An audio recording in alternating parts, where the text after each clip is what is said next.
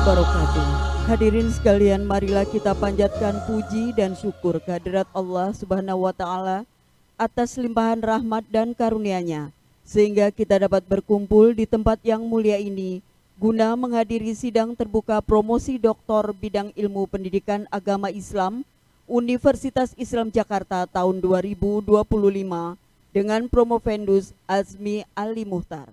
Hadirin sekalian, Senat Universitas Islam Jakarta dan Dewan Penguji memasuki ruangan. Hadirin dimohon berdiri.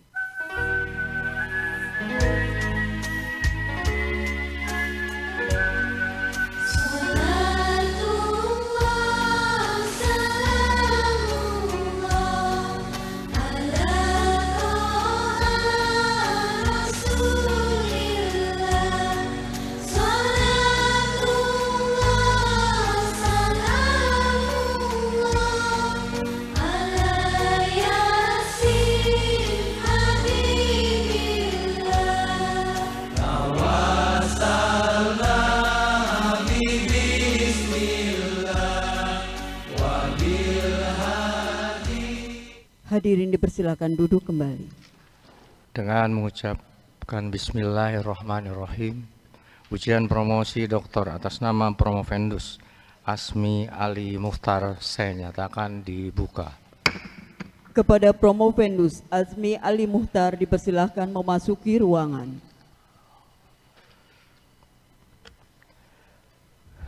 Saudara promovendus Azmi Ali Muhtar, apakah saudara siap untuk mengikuti ujian pada hari ini?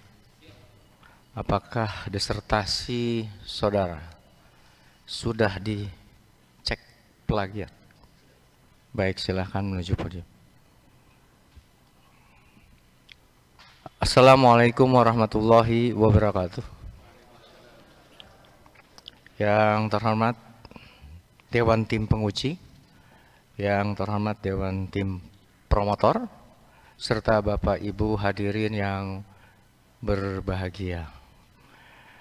Perkenankan kami akan memperkenalkan tim penguji kepada hadirin yang terdiri dari Ketua Penguji, merangkap penguji, saya sendiri, Sekretaris merangkap penguji, Profesor Dr. Dede Rosada MA, Promotor Profesor Dr. Marhamah Sarif MPD, Co-Promotor Dr. Popi Puada, penguji Dr. At-Tabik Lutfi MA, dan penguji eksternal Profesor Dr. Rusmin Tumanggor MA.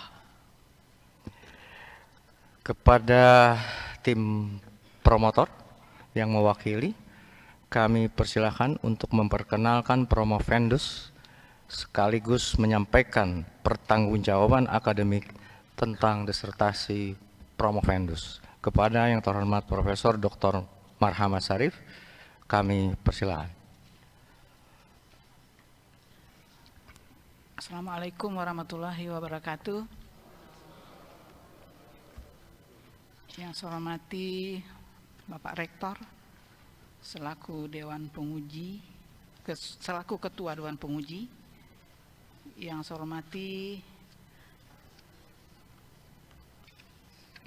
Profesor Dr. Dede Rosada MA selaku Sekretaris, dan Dr. Atabik Lutfi MA, serta penguji luar Profesor Dr. Ahmad Taib. Bukan ya? Kok di sini Ahmad Taib?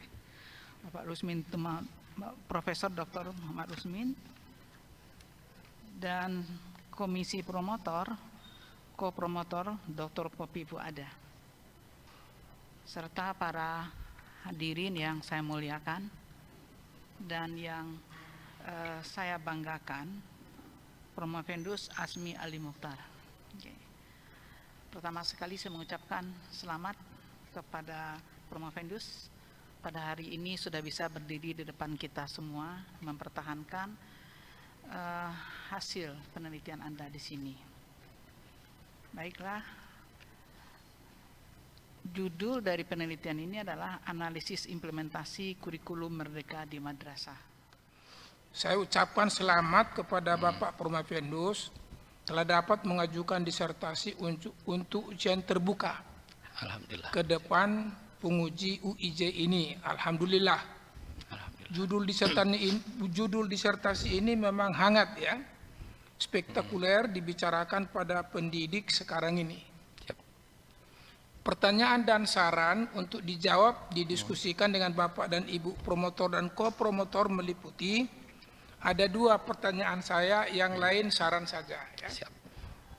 Pertama, apa kekuatan, kelemahan, peluang dan tantangan yang ditemukan Promofendus dalam implementasi kurikulum Merdeka di Madrasah Nur At-Taqwa dan Madrasah Ar-Rahman, subjek penelitian disertasi ini. Nah, karena judul ini kan kurikulum Merdeka, berarti selama ini dianggap kurikulum penjajahan, ya kan? Nah, Kurikulum penjajah, siap. Lalu yang kedua, apa novelty, kekhasan dari penelitian disertasi lainnya yang ditemukan penelitian ini? Jika belum tertulis, nanti dilengkapi ya. Siap, ketika penyelarasan akhir tulisan disertasi ini. Siap. Kemudian ini saran. Di halaman 143 di laptop saya, Siap. ternyata di sini 193. 193. Tabel 44 gambar 412 yang bagus sekali menurut saya tentang jumlah tingkat pemahaman kurikulum Merdeka guru madrasah A. Sangat paham kurikulum Merdeka 3 orang, paham kurikulum Merdeka 8 orang, tidak paham kurikulum Merdeka 13 orang, sangat tidak paham kurikulum Merdeka 16 orang. Nah, apa yang menyebabkan ini secara kualitatif? Yang paham itu kenapa, yang kurang paham kenapa, dan tidak paham itu kenapa? Ya, mohon izin menjawab, Prof. Berkaitan dengan kekuatan, lalu kemudian kelemahan, peluang dan juga tantangan pada kedua madrasah yang menjadi objek dari penelitian ini, yang saya temukan yaitu dari yang pertama dari aspek kekuatan. Sebenarnya guru-guru itu masih memiliki minat dan juga kemauan untuk belajar mengenai kurikulum yang baru ini atau kurikulum Merdeka. Nah, ini sebenarnya ini salah satunya menjadi kekuatan gitu, Prof, untuk mensukseskan implementasi kurikulum Merdeka di madrasah tersebut. Lalu kemudian kekuatan yang lainnya yaitu dukungan dari orang tua dan juga masyarakat sekitar. Nah, ini dukungan ini tanpa tidak disengaja juga memberikan motivasi sebenarnya bagi madrasah untuk mengimplementasikan kurikulum Merdeka di madrasah. Lalu kemudian kekuatan yang saya lihat lagi itu yang ketiga yaitu kurikulum Merdeka ini sebenarnya mendorong fleksibilitas, kebebasan, kemerdekaan gitu ya bagi guru, bagi sekolah gitu ya, bagi pimpinan untuk menyusun yang namanya kurikulum satuan pendidikan ataupun kurikulum operasional madrasah yang sesuai dengan sekolah itu atau dengan madrasah ataupun dengan kebutuhan dari peserta didik. Itu kekuatannya. Nah, dari aspek kelemahannya ini berdasarkan hasil penelitian yang pertama yaitu masih ada sebagian guru dan juga peserta didik ataupun murid yang mengalami kesulitan dalam mengakses platform, yang mana platform digital ini penunjang sebenarnya dalam mengimplementasikan kurikulum Merdeka di madrasah. Lalu kemudian kelemahan yang selanjutnya yang tadi telah saya paparkan yaitu pada aspek komunikasi. Komunikasi antara pimpinan madrasah dengan staf dan juga dewan guru ini masih bersifat tertutup dan juga satu arah. Ini menjadi kelemahan sebenarnya.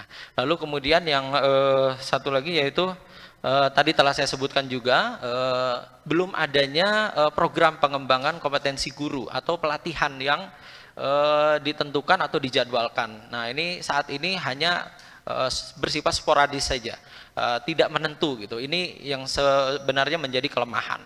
Lalu kemudian dari sisi atau aspek peluangnya, ini kurikulum Merdeka sebenarnya mendorong untuk madrasah sebenarnya untuk dapat menentukan metode pengajaran yang inovatif, interaktif gitu. Ini sebenarnya bagus itu. Ini peluangnya.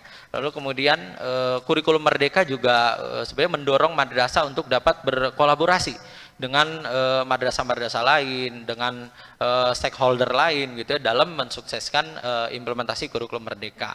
Peluang yang terakhir juga yang saya anggap penting yaitu kurikulum merdeka ini juga mendorong segala macam kegiatan di madrasah itu dengan melibatkan partisipasi dari orang tua.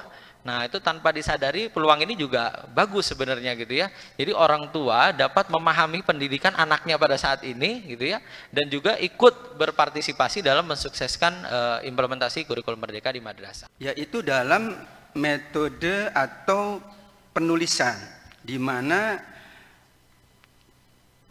pada manfaat penelitian dan juga kesimpulan masih menggunakan bahasa naratif. Ya, padahal sesungguhnya dalam penelitian lebih banyak adalah model poin 1, 2, 3 demikian. Karena rumusan masalahnya juga 1, 2, 3.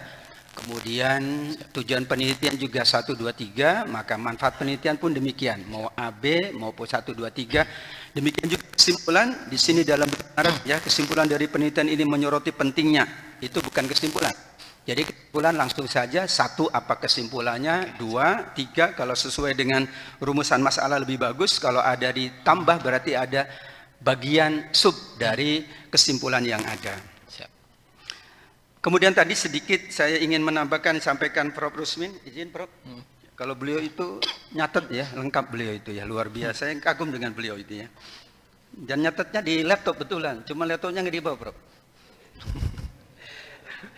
Kan ada tabel pertama, tabel pertama itu pemahaman dari guru. Betul, ya. Tabel kedua itu tingkat kepuasan. Padahal di sini lebih pada implementasi. Kalau saya usulkan ada tabel ketiga. Jadi setelah kita tanya pemahaman guru tadi disampaikan Prof. Rus, kemudian tingkat kesiapan mereka, penelitiannya adalah tentang implementasi, maka setelah mereka siap, kita perlu tanya, ya, bagaimana mengimplementasikannya, ya, karena ada yang siap, tetapi tidak mampu mengimplementasikan.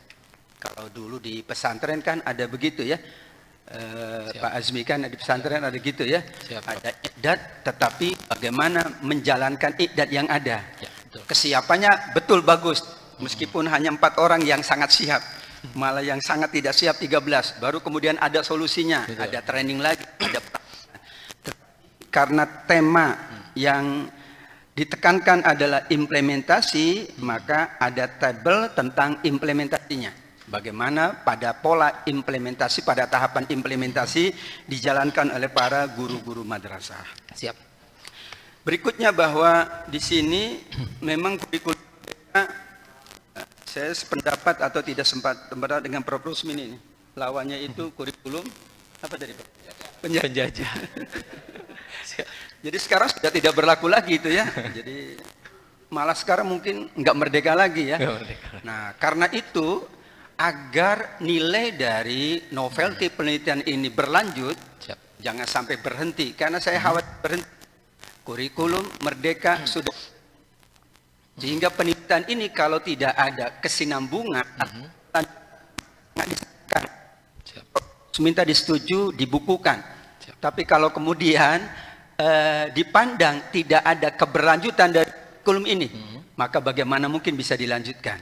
Sekedar usul, sehingga nanti bisa dalam saran itu saya sekarang di statement ya. Kalau dulu ada tingginya, sekarang kan usulannya kemana? Kalau ini madrasah berarti disdakmen. Kalau ini dengan perguruan tinggi beda lagi. Kalau dengan riset beda lagi. Karena ada 3 lembaga yang menaungi itu. Tentu saran yang lebih maksimal lagi. Supaya hasil dikembangkan oleh mandek. Mana kita sangat memahami, apalagi para guru, kalau berganti menteri, berganti maka waktu penelitian harus ditulis. Ya, tadi waktu penelitian belum ada, sehingga kita bisa berargumentasi bahwa kami meneliti ini pada tahun sekian Pak, ketika itu masih diterapkan, masih banyak gonjang-ganjingnya. Kalau sudah tiada, memang penelitiannya hanya berlaku pada saat kami melakukan penelitian. Kurikulum Merdeka itu sebenarnya adalah transformasi dari kurikulum liberal arts-nya di Amerika dan di Australia. Dan Nadiem sekolahnya di Amerika. Maka dia bawa kurikulum, bawa model Amerika itu. Sudah di Harvard. Jadi di sekolah di beberapa universitas di Amerika itu S1 hanya 7 mata kuliah. S1 7 mata kuliah, science, matematika, language, filosofi, art, gitu kan. Hanya 7 mata kuliah. Saya nggak ingat lagi tujuhnya, yang ke-6 ke 7-nya itu. Dengan demikian, maka kalau tamatan S1 dia nggak bisa kerja. Karena nggak punya skill. Skill diberikan S2 dan S3. Maka polanya adalah gini. Kecil ke atas besar. Semakin S3 makin kecil ilmunya. Gitu kan. Maka alumni salah satu dosen di Al-Azhar mengatakan, saya ahli, seorang ahli biologi ya, saya ahli burung betet laki-laki. Yang perempuan saya nggak tahu, tapi yang laki-laki saya tahu, gitu kan. Karena dia ahlinya di situ, gitu. Itu kan semakin kecil. Nanti kalau dalam manajemen itu, saya ahlinya adalah membuat desain program, gitu kan. Tapi yang lain-lain saya nggak tahu. Ah, itu kira-kira doktor itu begitu, cara liberal arts ya. Problemnya adalah alumni S1 itu banyak yang tidak sampai ke S2. Kalau dia nggak bisa punya skill, dia jadi penganggur. Maka kemudian universitas mempersilahkan, silahkan ambil skill di luar kampus dan kami hargai kreditnya, kredit poinnya gitu, kira-kira begitu. Makanya Nadiem juga memberikan sampai 60 SKS boleh ambil di luar kampusnya. Kan itu di perguruan tinggi itu. Yang sebenarnya untuk prodi-prodi yang nggak punya linear market. Contoh, prodi sosiologi di UI, antropologi di UI, mau kerja apa?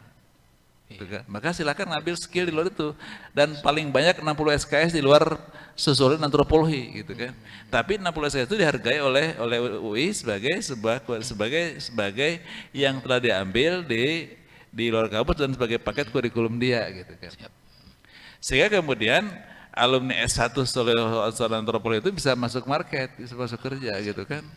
Karena sekarang banyak Pak alumni sosiologi antropologi yang akhirnya kemudian menjadi jualan kue gitu, tapi online ya, skillnya namanya alumni perguruan tinggi kan, jualan kue tapi online gitu kan gitu.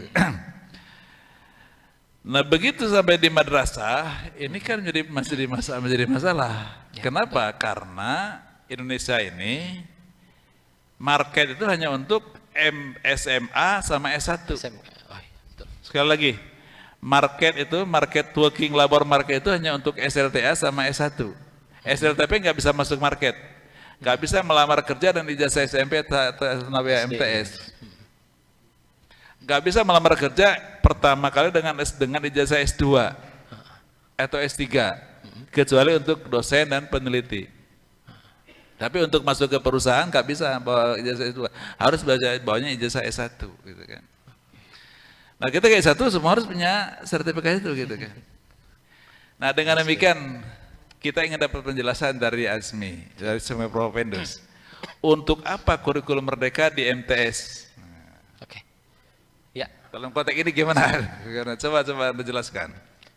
Ya baik, mohon izin menjawab Prof. Jadi untuk kepentingan apa gitu kurikulum merdeka itu ada di MTS. Sebagaimana kita ketahui, di dalam kurikulum merdeka itu ada struktur kurikulumnya ya berdasarkan Permen nomor 12 tahun 2024. Nah, di situ juga tertera ada intrakurikuler, ada kokurikuler dan juga ekstrakurikuler gitu ya. Nah, di kokurikuler, nah ini kita sebut juga sebagai Project P5. Nah, Project P5, Prof. Project P5 ini di situ guru-guru itu mengajarkan anak-anaknya untuk memilih skill-skill tertentu yang sekiranya bisa bermanfaat di lingkungannya. Misalkan nanti ada proyek pembuatan kue gitu ya. Nah ini sebenarnya ya itu tujuan dari kurikulum merdeka itu gitu untuk meningkatkan. Sekarang itu proyek juga. P5 itu dipelajari oleh siswa itu di sekolah, di rumah, atau di masyarakat, atau di lembaga-lembaga kursus. Oke. Ya, untuk proyek P5 sendiri sebenarnya bisa dikatakan anak-anak juga itu bisa mempelajari itu di berbagai macam tempat gitu ya. Akan tetapi kembali lagi dengan adanya kurikulum merdeka ini, ya kurikulum ini mendorong agar supaya anak-anak hari dan ini guru, P5 itu tetap kata kepala sekolah itu that is my authority, itu otoritas saya. Oke. Dia tidak bisa ngambil P5 di luar tempat gitu kan gitu. Dan dia akan nunjuk gurunya, Anda sebagai project officernya, Anda sebagai implementatornya kan. Oke. Menurut saya begitu masuk ke SLTP itu bahwa kurikulum merdeka itu guru punya kewenangan untuk mengembangkan proses pembelajarannya ya dengan berbagai inovasi-inovasi skill pembelajaran. Jadi akhirnya skill of learning and teaching process gitu kan. Menurut saya coba ke situ aja arahkan ke situ. Jadi tidak usah masukkan ke labor market, tapi masukkan kepada bagaimana memperkuat pengetahuan, skill apapun lah, tentang pengetahuan yang harus dikuasai oleh anak-anak SLTP itu, dan guru boleh mengembangkan inovasi pembelajarannya, gitu kan. Problemnya adalah bahwa guru, tidak semua guru itu inovator dalam pembelajaran. Nah, gitu kan, Ya, betul. Makanya kemudian Anda mencoba menjelaskan peningkatan kinerja guru melalui model HRBI. Ini buku tambahannya ya, buku tambahan dalam disertasi ini. Betul, Bro. Ya, dalam mengimplementasikan kurikulum merdeka di madrasah kan itu kan. Ini kan Anda basisnya kan data, basisnya apakah ini ada R&D atau apa R&D atau apa? Bukan R&D. Basisnya data yang empirik, basisnya data empirik. Berdasarkan data basisnya empirik. data empirik. Di Madrasah Sanawiyah tempat Anda melakukan penelitian, guru melakukan inovasi pembelajaran apa untuk skill para untuk knowledge skill daripada siswanya? Berdasarkan hasil observasi juga, nih beberapa guru-guru yang muda gitu Pak. Nah, itu mereka mulai mencari pengetahuan-pengetahuan mengenai metode pengajaran yang inovatif gitu. Oke. Itu mereka mencari sendiri atau diberikan fasilitas oleh kepala sekolah?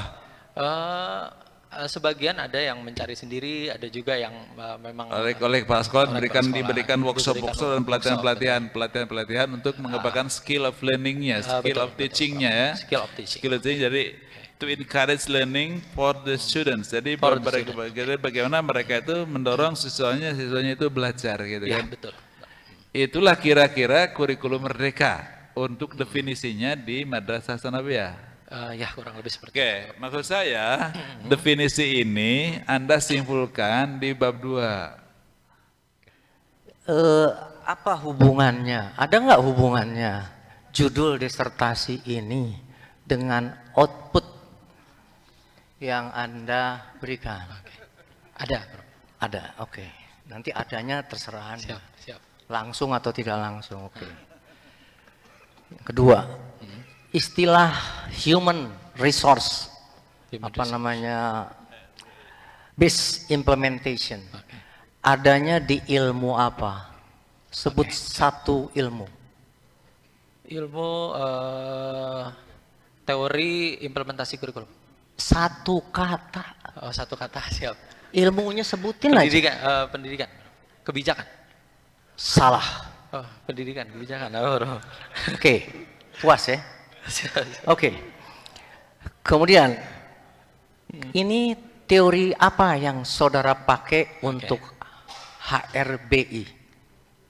Ada teorinya nggak? Ada, Bro. Sebutkan teorinya. Implementasi kebijakan. Teorinya, teori siapa? Teori. Sebutkan nama orang. Pengembangan dari model Airboard 3. Sebutkan nama orang. Edward III. Salah. Edward, siapa? David Ulrich, tahun 1997. Oke. Oke. Saya nemunya Edward. Ya. Siapa? Aduh, banyak salahnya. Mengurangi nilai ini promotor. Ya. Jadi kalau HRBI itu Anda harus baca buku kitab manajemen. Siap, Bro. Ya.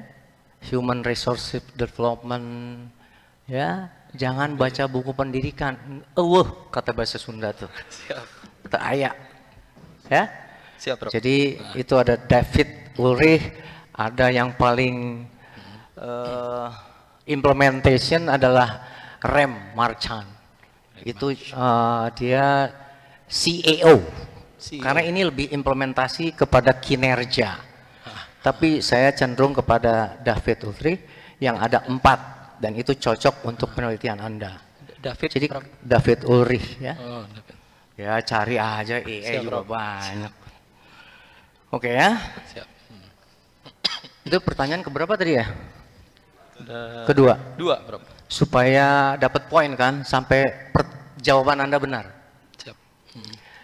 Siapa yang paling berjasa menurut Anda di dalam pendidikan saudara sampai hari ini menjadi seorang calon dokter? Orang tua dan istri juga. Siapa? Orang tua dan istri. Orang tua dan istri. Pilih salah satu. Waduh. Berat ini. Yang paling benar itu hanya satu. Siap. Orang tua, Bro. Orang tua. Hah? Orang tua. Orang tua. Orang tua ada 2. Waduh. Orang tua ada 2. Siap. Sesuai dengan hati nurani, sesuai dengan apa yang ada di benak hati saudara. Ya, siap. Ayah, Bro. Hah? Ayah. Waduh, salah Anda. Oh, ibu ya, Bro ya. Ibu ya. Tidak berdasarkan konsep agama Anda ya. Siap, siap. Oh ya, nggak apa-apa. Tapi dua-duanya berfungsi. Tapi tidak apa-apa, tidak apa. Itu kejujuran ya. Oke, Kejujuran, oke. Bro. Oke, Kejujuran. saya hargai. Ini salah terus ya. Mengarahkan. Siap. Ini pertanyaan terakhir kayaknya. Siap, Bro. Supaya Anda bisa lulus dengan cum laude kan? Amin, amin. Yang terakhir. Kenapa Anda tidak mencantumkan nama-nama orang tua anak pada data pribadi yang tadi Anda bilang paling berjasa? Kenapa? Alasannya cuma satu. Lupa atau sengaja? Atau ada alternatif lain? Alternatif lain, Bro. Ya. Ada. Satu kata. Ada di disertasi, Bro. Hah? Di disertasi di. Tidak ada di sini di Kurum Vitae. Oh, di belakang, di depan, Bro. Hah? Di depan. Oke, kalau Anda mengelak di depan. Tadi Anda bilang yang paling berjasa ayahanda. Oke? Kenapa Anda tidak mencantumkan kata pengantar pertama-tama berterima kasih kepada ayahanda? Alasannya apa?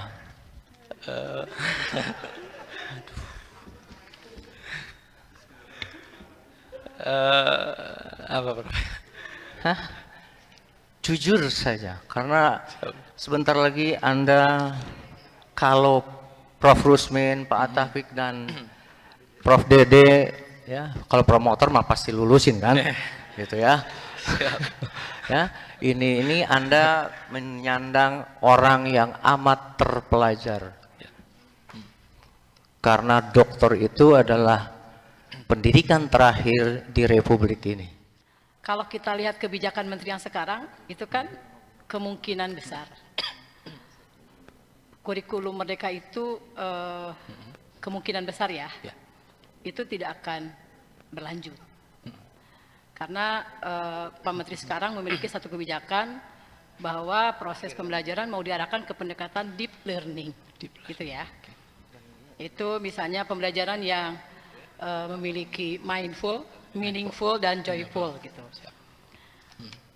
Pertanyaannya adalah, lalu hasil penelitian ini kira-kira ya, manfaatnya untuk apa? Gitu. Itu saja. Terima kasih. Silakan dijawab. Manfaatnya untuk pemangku kebijakan maupun pemangku kepentingan lainnya untuk dijadikan sebagai rekomendasi untuk menyusun yang namanya kebijakan-kebijakan pendidikan yang akan datang. Yang terhormat tim penguji, tim promotor, serta Bapak Ibu hadirin yang berbahagia, izinkan saya untuk menyampaikan hasil evaluasi tim penguji pada hari ini atas terselenggaranya sidang promosi atas nama Promovendus Azmi Ali Mukhtar. Berdasarkan hasil evaluasi tim penguji yang terdiri dari Ketua merangkap penguji saya sendiri, Sekretaris merangkap penguji Profesor Dr. Dede Rosada MA, Promotor Profesor Dr. Marhamah Sarif MPD, Kopromotor Dr. Popi Puadah, penguji internal penguji internal Dr. Atabik Lutfi MA, dan penguji eksternal Profesor Dr. Rusmin Tumanggor MA. Promovendus dosen, guru, ya cukup punya pengalaman, sehingga saya yakin saudara bisa menapak karir lebih baik lagi di dunia pendidikan. Tentunya, dan berdasarkan hasil evaluasi ini, saudara Promovendus dinyatakan lulus dengan predikat amat baik atau sangat memuaskan. Dan merupakan lulusan program Doktor Pendidikan Agama Islam Universitas Islam Jakarta yang ke-69. Oleh karena itu, batas akhir penyelesaian revisi berdasarkan saran Dewan Penguji 1 bulan.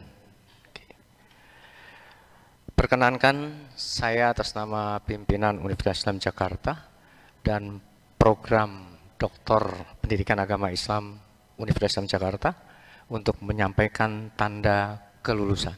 Penyerahan surat keterangan lulus. Hadirin dimohon berdiri. Kepada Dr. Ali Mukhtar dipersilakan maju ke mimbar.